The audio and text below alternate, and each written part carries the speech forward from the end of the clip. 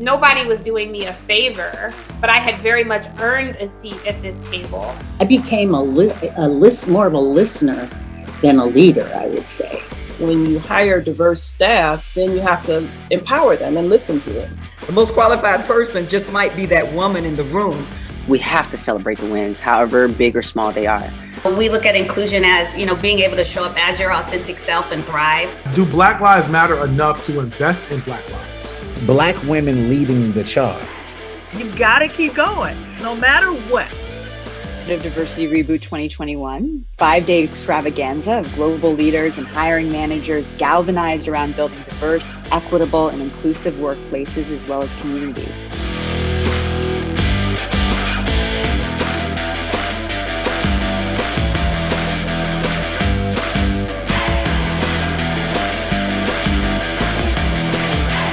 A phenomenal woman is somebody who shows up every day with the audacity to be her authentic self and does something for the greater good every day.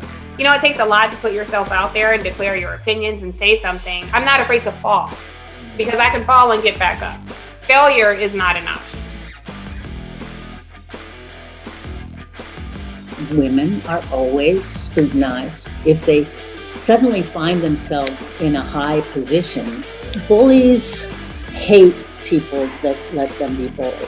And once they know you, they can bully you, they control you, and you lose your power. Opportunities do not float like clouds in the sky. They're firmly attached to individuals. So if you're looking for an opportunity, you're really looking for people. There's so much power and so much kindness in just saying to someone, you were on my mind, or I was thinking about you, or this reminded me of you. All of the ways in which we are living our lives are the result of policy decisions and decisions made by politicians, most of whom were not elected by millennials. And so I think the message that I have for millennials is the problem isn't you. You're not alone, and it's not your fault. This is a generation-wide problem, and it's a politics problem. You don't have to check every box on an application. If it says they want these skills, that doesn't mean you have to have every one of them. And when AP decided to start capitalizing the B in Black, it felt like something was happening more significant. There's so many stories out there, and I just think that the more we can tell those stories truthfully, the better we'll be as an industry. The real change is coming when people like myself are able to create a table of our own.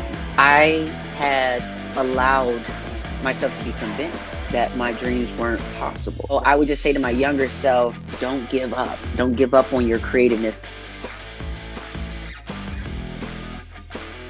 True leadership steps up to the plate and tries to unify and mend. I want to be where I can do the greatest work on behalf of the people that I represent. Who are you to tell me what I can and cannot do? Take a chance on anything, because what are we waiting for? It's about changing the narrative and even for future generations. So when little girls, like me, I didn't see myself on television, I can be, little girls who look like me can be proud of their hair, can be proud of their skin, can be proud of everything because we're showing that to them. I think the best way to me, bring this country together is letting everybody tell their story.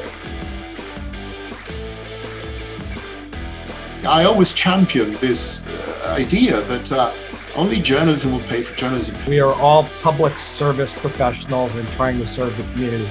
And that actually is the approach that journalists should take. Representation matters in front of the screen, but also behind the screen. We have characters that you don't see on other networks. Those characters are created by authentic voices, authentic filmmakers.